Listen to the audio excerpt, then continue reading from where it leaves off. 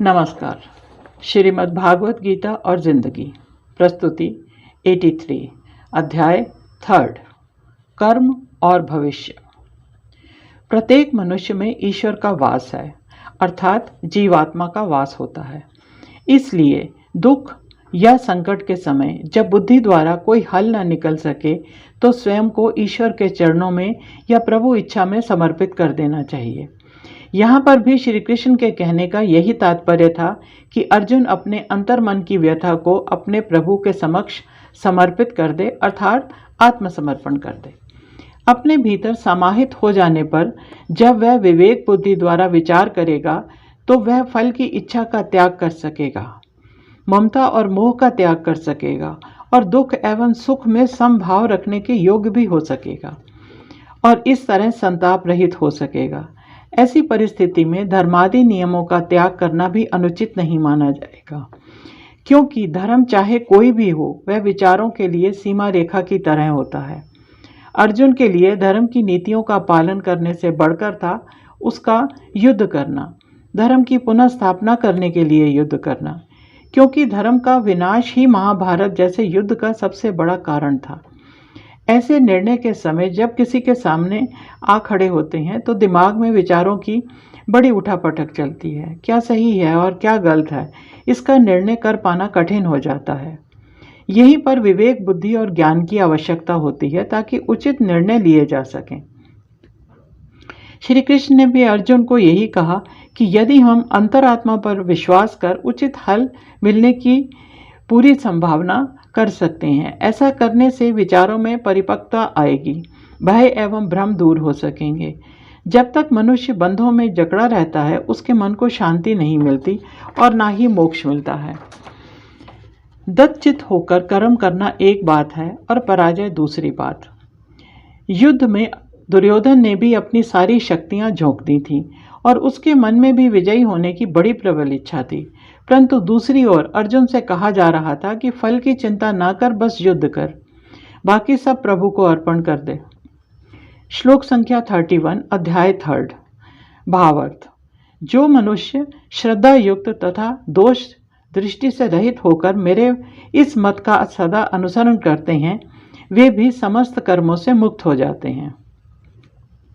स्वामी विवेकानंद जी ने गीता के संदर्भ में कर्म करने के बारे में अपने विचार प्रकट करते हुए कहा है, भागवत गीता में हमें इस बात का बारंबार उपदेश मिलता है कि हमें निरंतर कर्म करते रहना चाहिए। कर्म स्वभावतः ही सत असत से मिश्रित होता है। हम ऐसा कोई भी कर्म नहीं कर सकते जिससे कहीं कुछ भला ना हो और ऐसा भी कोई कर्म नहीं है जिससे कहीं ना कहीं कुछ हानि ना हो। प्रत्येक कर्म अनिवार्य रूप से गुण दोष से मिश्रित रहता है, परंतु फिर भी शास्त्र हमें सतत रूप से कर्म करने के सदा उपदेश देते हैं। सत और असत दोनों का अपना अलग अलग फल होगा। सत कर्मों का फल सत होगा और असत कर्मों का फल असत, परंतु सत और असत वो ही आत्मा के लिए बंधन स्वरूप हैं। इस संबंध में गीता का कथन है कि यदि हम अपने कर्मों में आसक्त ना हों तो हमारी आत्मा पर किसी प्रकार का बंधन नहीं पड़ सकता। कर्म योग स्वामी विवेकानंद पेज नंबर 36। यहीं पर हमें यह भी समझना है कि फल की इच्छा कर किया गया कार्य हमारे वर्तमान को उतना प्रभावित नहीं करता जितना भविष्य को, क्योंकि कर्म जो वर्तमान में किए जाते हैं वो तो होते ही भविष्य के लिए हैं, जो भविष्य जिसके बारे में कुछ भी निश्चित नहीं है। दूसरी ओर हम कर्मों को सत्य या असत के दायरे में रखकर देखते हैं।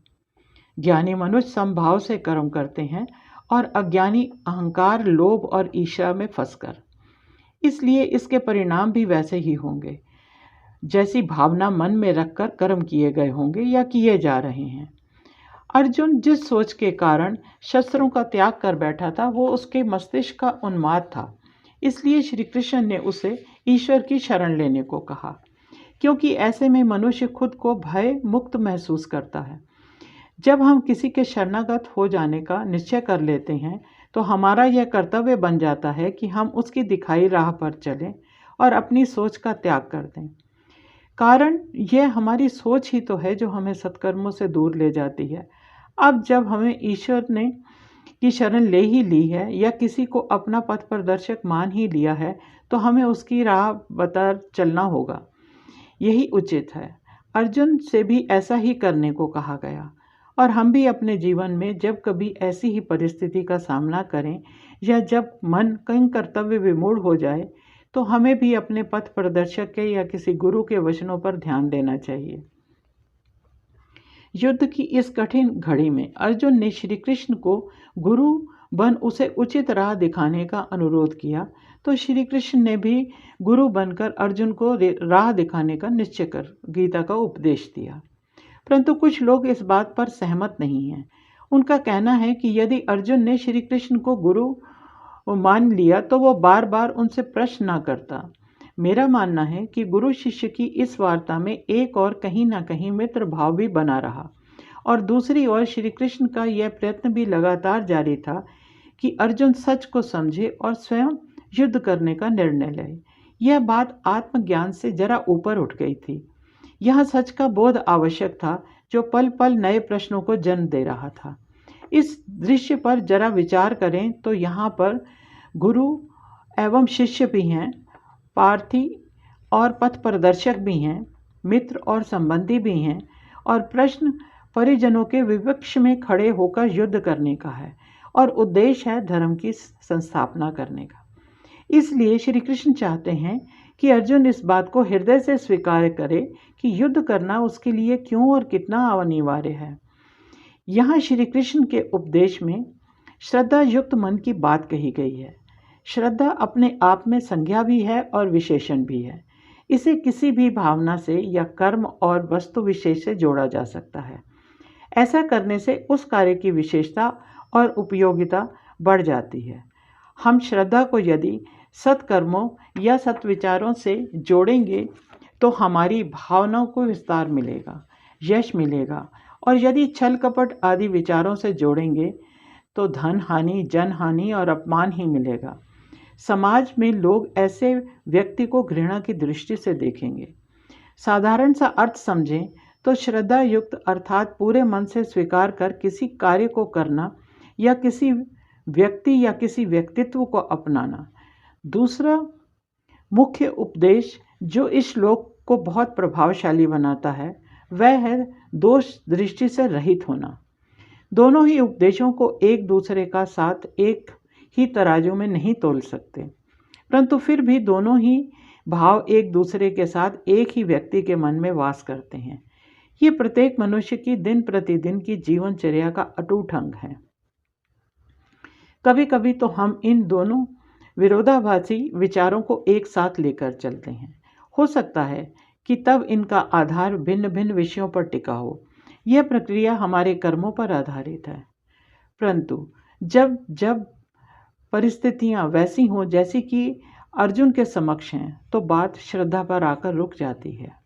ऐसे में जब हमें कोई अमुक राह चुनने की सलाह देता है तो हमें अपने अंतर मन से विवेक बुद्धि का सहारा लेकर आगे बढ़ने का प्रयत्न करना होगा। इसमें सत्य क्या है, उचित क्या है, अनुचित क्या है, जान लेना आवश्यक है। और जब हम परिस्थितियों को समझकर कोई निर्णय ले लेते हैं तो उस कार्य को फिर श्रद्धा युक्त होकर करना चाहिए। ईश्वर हमारे साथ हैं यह मानकर दृढ़ रहना चाहिए। इस तरह से कार्य करने पर सबका भला होगा, ऐसा मानकर आगे बढ़ना चाहिए। क्रमशः। धन्यवाद। नीरा भसीन।